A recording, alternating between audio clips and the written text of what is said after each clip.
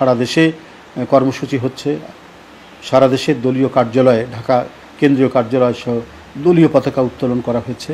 এবং আরেকটি বিষয় এখন আমি আপনাদের জানাতে চাচ্ছি, আমরা আমাদের কর্মসূচির মধ্যে কিছু পরিবর্তন নিয়ে এসেছি, বিশেষ করে ঢাকায়। আপনারা জানেন যে আগামীকাল আমাদের র্যালি ছিল। সেই র্যালির কর্মসূচিটি আমরা বাতিল করে উত্তর এবং দক্ষিণ বিএনপি আগামীকাল তারা তাদের এলাকায় যে সমস্ত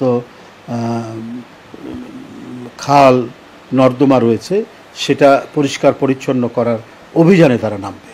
ঢাকা মহানগর উত্তর, দক্ষিণ এবং অন্যান্য অঙ্গ সংগঠন তাদের সাথে এই দুই এলাকায় যে সমস্ত খাল এবং নদী অথবা ড্রেন নর্দমা যেগুলো রয়েছে সেটা পরিষ্কার করার জন্য তারা ব্লিচিং পাউডার সহ আরও পরিষ্কার করার জন্য যা যা লাগে তারা সেই কর্মসূচি পালন করবে।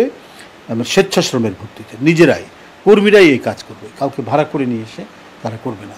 আমরা এইটা দিয়েছি এই কারণে যে একটা র্যালির মধ্যে দিয়ে যখন র্যালিটা হয় মোটামুটি গোটা শহর স্তব্ধ হয়ে যায়, এতে মানুষের প্রচণ্ড দুর্ভোগ হয়।